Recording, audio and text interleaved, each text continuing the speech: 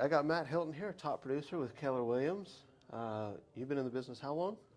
I'm in my 18th year, Lewis. 18th year. And how many years with KW? Oh, now that's a story in and of itself. Okay. So, I started with Keller Williams in 2006. Was there for about 7 years or so, and then went off on my own. And then I did other little brokerages and other big brokerages, and then I ended up back home about 3 years ago. I see that with a lot of agents. They come back to Keller Williams. Yeah. Trainings, good environment, good culture. All the above. Right. And you know there aren't any surprise fees and all that sort of stuff. Like, it is what it is, and yeah, I just love it. And I love this office here in Richardson.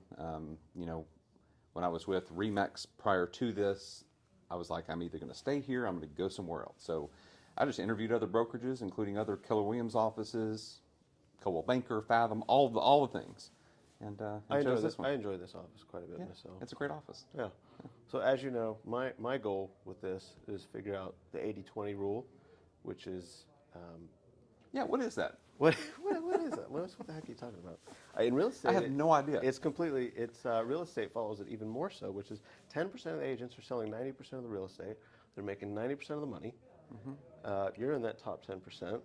So that sounds like the 90-10 rule. It's the 90-10 rule in real Okay, estate. there we go. 80-20 most other places. Yeah. But I agree with you. And in our industry, it's 10% of the agents make 90% of the money. I have found a lot of people, dual career, think it's going to be easy, something.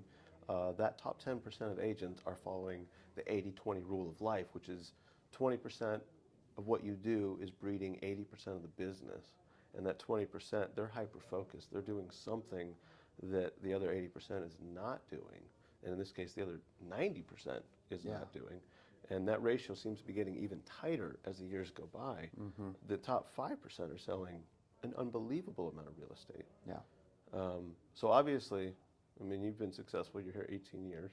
You're in that percentage. You're doing something with 20% of your time that I do a lot of reading. One of the books I've read, it very clearly lays it out. Your $10, your $100, your $1,000, your $10,000 per hour activities and behaviors, right? And so many people are focusing on that $10, constantly updating their website, hoping people come across it, constantly updating their Instagram, hoping that they're reaching more people. That $10 per hour stuff is going to yield $10 per hour results. For sure. So you're doing something that's in that $1,000 to $10,000 per hour, and you're doing it consistently. Do you know what it is, or are you just lucky? No, I don't think there's any luck in this business. I mean, a few people may have luck, but I really think that you have to put in the time, the consistent time over a period of time, right? I mean, you have to do it consistently over a period of time. So, and that's what I've done. Like, most of my conversations every day are with my sphere of influence. I have focused on them. If I get a random lead off of the website or something like that, it's just a random lead. Like, that is not my focus. My focus is not cold calling. My focus is not for sale by owners. My focus is not just a myriad of other things. Mine is the people who know, like, and trust me already. Being 18 years in the business, I have some great relationships, and I do events. So I focus on events with my people. I'm getting ready for a client appreciation party next weekend. I You're do not happy the hours. First realtor to say that, Oh, okay. by the way. Events seem to be one of the 5 or 6 things that a lot of people do. Yeah. The giving back. It's giving, yeah. And with this event next weekend, it's bring some peanut butter and canned food for Minnie's Food Pantry. Okay. So I'm combining the two so that my sphere are contributing as well. It's not just me giving money or me doing this or that. I wanted everybody to have that feeling. And of you giving. do different. I know you've done many events. We've been to some. Some where you're just dishing out cash, basically. I mean, not literal cash, but prizes and bingo and these things that you're giving back.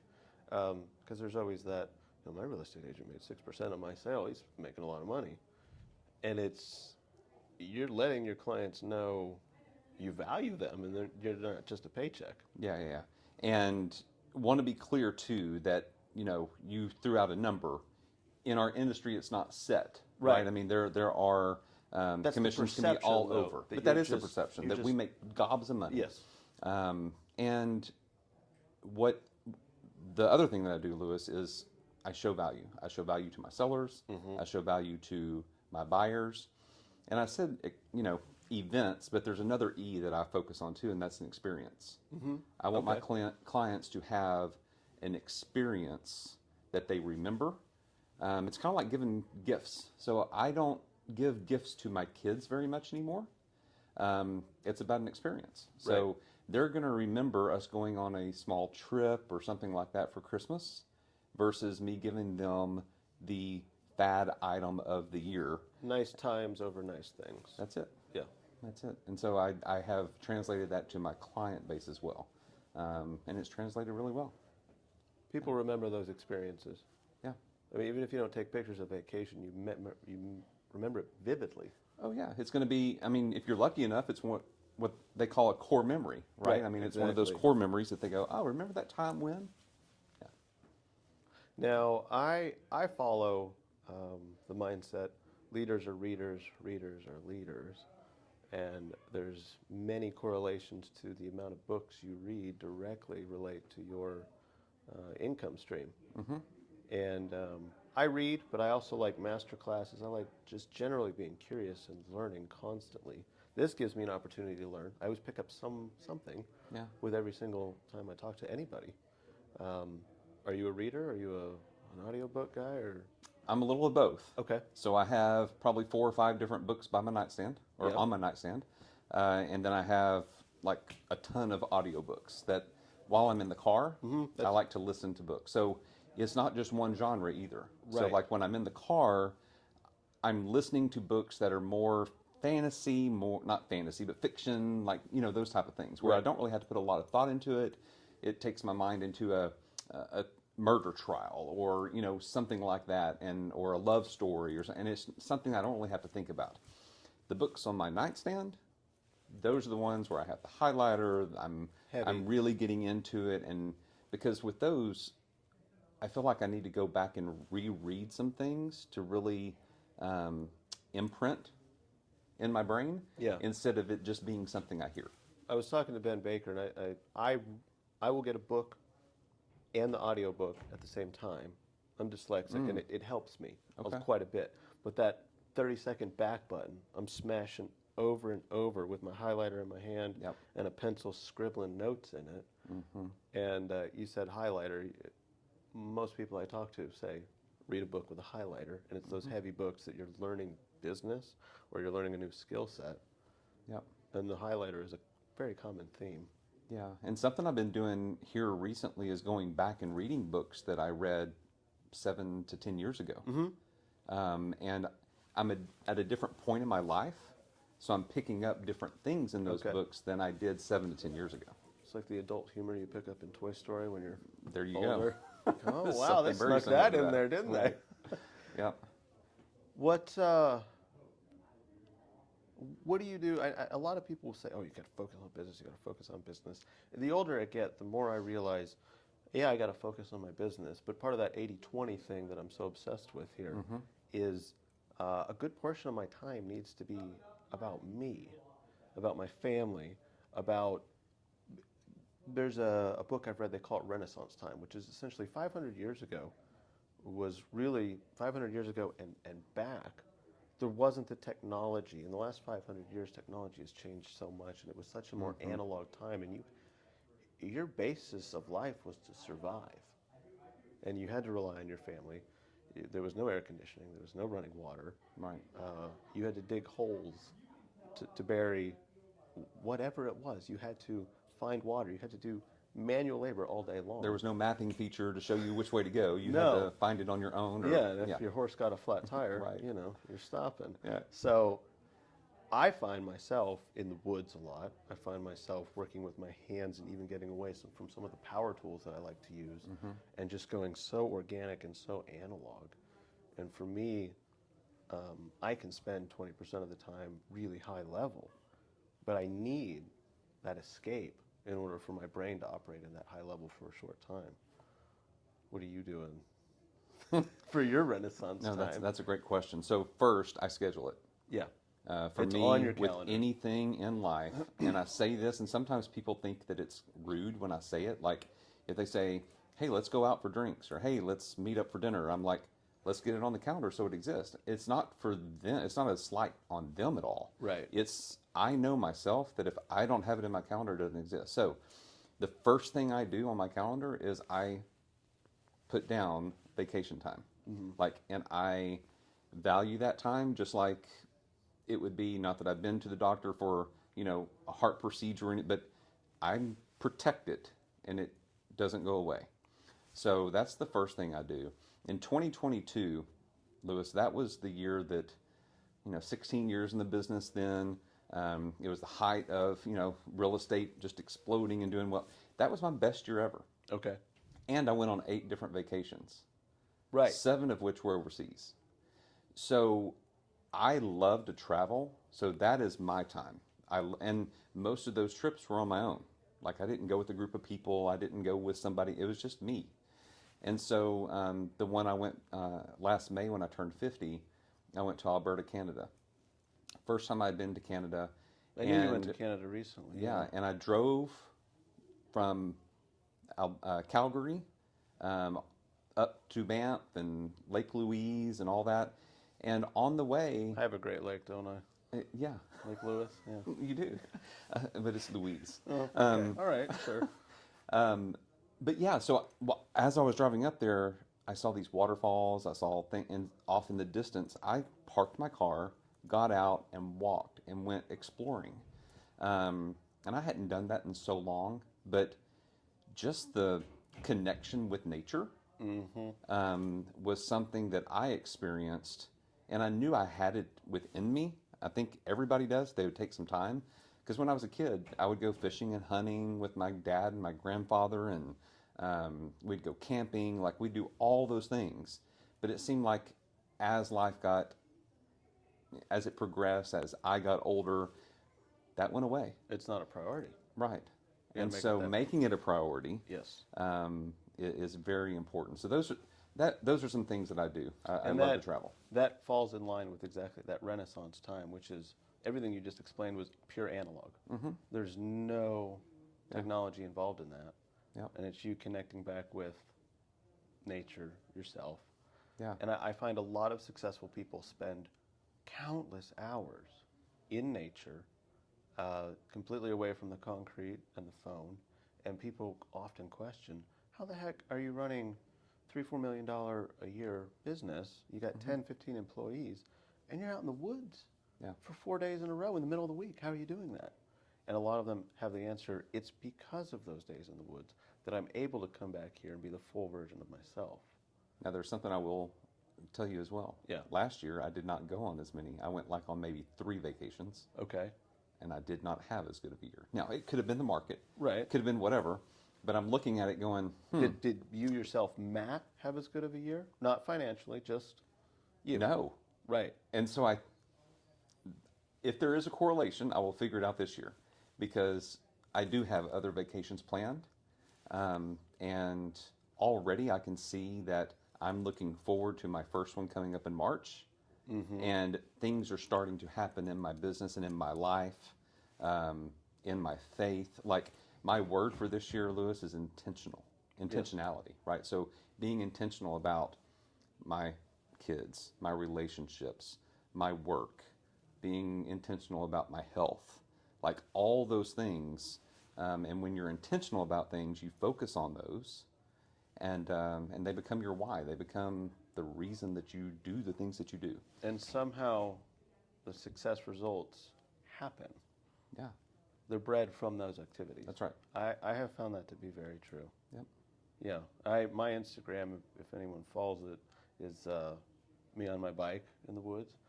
It's me in my truck in the woods, my dog in the woods. Like at least 50% of my Instagram is me in the woods. Right. And I have to have that time.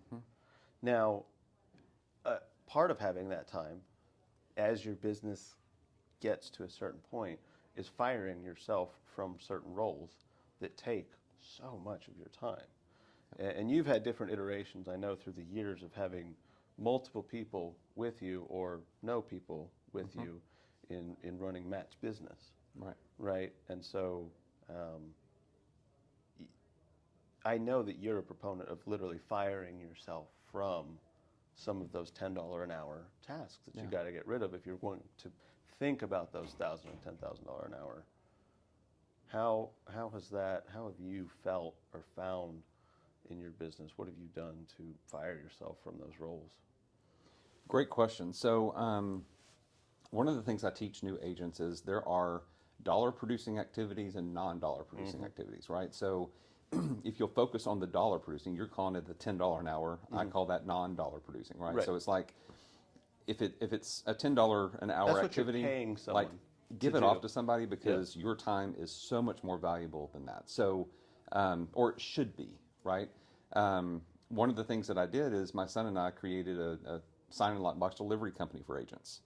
And that was created a year ago. And it was because I was at a point in 2022 of doing so much business that I was like, why am I out delivering signs and lock boxes to my listings, right? Right. That's a $10 an hour activity. And so That's I your was first like, job. That's a high let's school go out job. and yeah. Yeah. So my son, who had just graduated from high school, Exactly. I was like, hey, why don't we start this company and you go out and deliver lock boxes and signs for agents and pick them up and then we store them. And Lewis, agents love it. They love that leverage piece to where then they can go out and they can focus on things that need to be done. So as far as firing myself, it's activities like that, like a transaction coordinator, having them do the paperwork. Because if I'm doing the paperwork, that is not the best use of my time, Right. right? So You and can be then- building your events. You can be yeah, or calling your sphere out of there influence. doing community service, Right. or sitting on a board that I'm passionate about, or running for office, or whatever that may be, right? So I'm able to focus on those things to where if I wasn't leveraged, I wouldn't be able to.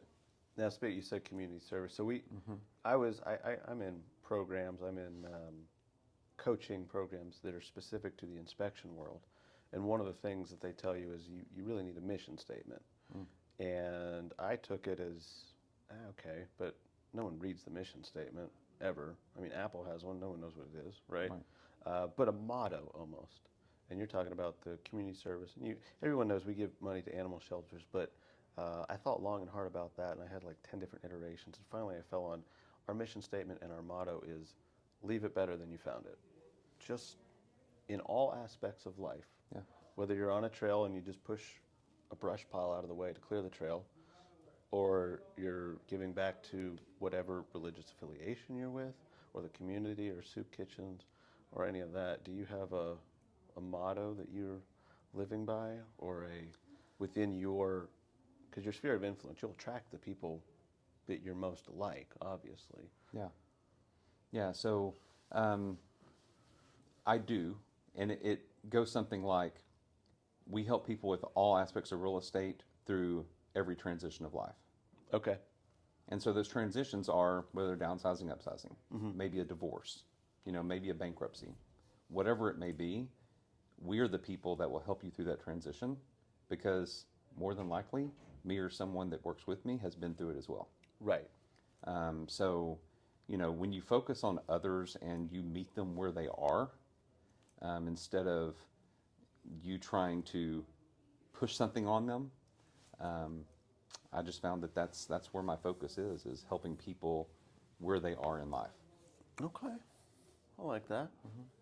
That's a good way to look at it. You thought you fit, because I do see that a lot of agents are, when they come out of the gate trying to grow their business, they built this model that they think is the perfect thing that everybody is attracted to, and quite often that turns a lot of people off.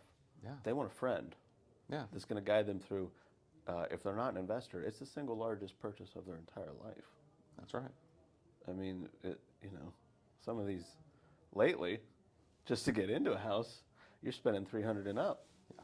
And that's a huge purchase for people. Yeah. So they need a friend in the business, not a. I saw a meme. It was a guy wearing a suit, and he had posted a inspirational quote, and the first comment on it was, "Just go to the wedding, Tanner. Shut up." It's that, you know, Yeah. it's like, no, just stop. Yeah. No one cares. Hmm. So that's, Yeah. yeah, fitting that. Yeah. There are a lot of agents who that I've run across, you know, over the years that I can pretty much pinpoint and point like which ones are going to be in the business long haul and which ones are going to be in it for a little bit and then go somewhere else. And it's typically the agents who are focused on themselves and not others Mm-hmm. that aren't in it very long. 2024, Mhm. multiple agents have told me they're going to do way better than they did in 23. I believe so too. They're quite bullish on the market. Mm-hmm. I am too. Mm-hmm. You know, for the sake of our business, I better be, right? Yeah. I have a fire in my gut for it. But your predictions for the year? Do you have any crazy, outstanding ideas or a goal? We set a goal. So the first year, but we're 3 years in. First year we did 50 inspections. Second year we did 300. Third year we did 600 inspections. Okay. And we set a goal for 2,000 inspections. Big, hairy, audacious goal. Yep. I believe that you set a goal that is obtainable but somewhat ridiculous, Mm-hmm. and you're always reaching for it. Yeah. And you build your infrastructure to handle it.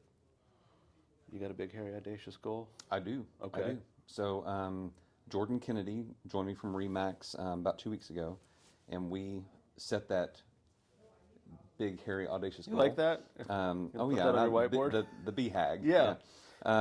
So it is 30 million, Okay. and so That's obtainable. it is attainable. It is obtainable. It's going to stretch, Yep. but it's obtainable. You reach Yeah. for the, I mean, you know, you're training to run fast. You don't just train that meter distance every time. You go further. Yeah, no, you have to. You have to, in any aspect of life. Right. Yeah. Awesome. Yeah. What else you got? Anything? Hmm. Some wisdom to drop on these people? Wisdom. You know, it's yes. So since the beginning of the year, I have been recording a video a day, Okay. just based upon a quote. So somebody gave me a couple of years ago this little book that had 365 quotes in it for the year. So every morning, so far this year, I've gone in and I've flipped through that and I rip out a page and just randomly have a quote. And this morning's quote was, "Fall down 7 times and get up 8." Okay. And it's not about the actual fall. Right. It's about getting up. Mhm. It's about having the belief in yourself, surrounding yourself with people who support you and lift you up. And yeah, failure is not falling down. Failure is not getting up or not even trying. Mm-hmm. That's the biggest failure, is if you don't even try.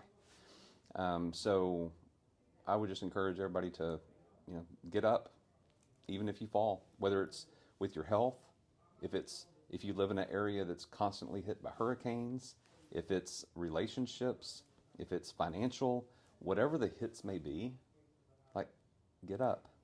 Just do it. Just do it. And don't think you have to do it alone. People are out there who have been through it before. You may have to be a little vulnerable and let people know what you're going through in order to get the help. Right. But yeah, so that's that. And then the other thing for agents that I'll say real quick too, that I always, when I teach new agents here in the office, focus on the thing that gives you the most joy in business, and don't try to do all the things. So for instance, I told you earlier, I don't make cold calls. Mm-hmm. I don't go, just randomly pull out a phone book, right? So for agents, they need to focus on what brings them joy and where they can really get into it. So with me, it's events, right? It's relationship building. So I would just encourage everybody to pick your strength, pick the thing that brings you joy, and focus on that. Brilliant. I love that. There you go. Oh, thank you for your time, Matt. You're welcome. My pleasure. Got a couple good pieces of wisdom out of that. Oh, I hope so. Yeah, and you match a lot of people that we've talked to in that category of top producers, which is, and a lot of what you said, without even saying it, is the consistency. Just saying consistent with what you know will work. Yeah. and then Yeah. get out in nature, right? Yeah, yeah. Or the Renaissance. Renaissance piece, right? time. Yeah, Yeah. that's it. Get back to the analog stuff. Yeah, yeah. And if you haven't, try it. Right. Right? I mean, some people are afraid of whatever may happen. A bear may attack them in the tent or what. It's like, okay, chances of that are probably very, very small. Very, yeah. But just get out there and reconnect. Whether it's with nature, with people that you haven't had a relationship with in a while, reconnect. That would probably be a good word Reconnect. for maybe in 2025. 25 or 24? Oh, I've already got my intentionality word Okay, for 2024. there you go. All right, I'm just that's saying right.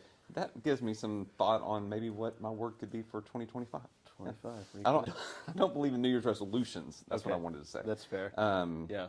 I gravitate more towards, you know, the word of the year. Like, okay, I want to think about this. Like in 2022, the year that was really good, my year was significance and unstoppable. Like I chose two words that, and I feel like I was unstoppable that year. I feel like I did make significance. My life was of significance that year. Right. And so I believe that words have power. Just like when you're talking to a seller, it's no longer a home, it's a house. When you're talking to a buyer, it's not a house, it's a home. Right. Because words do have meanings. Oh, yeah. And so if you choose a word and you focus on that word, it means more to me than a New Year's resolution. I like that. Something different. There you go. Rather than, oh, yeah, I'm going to the gym this year. Yeah.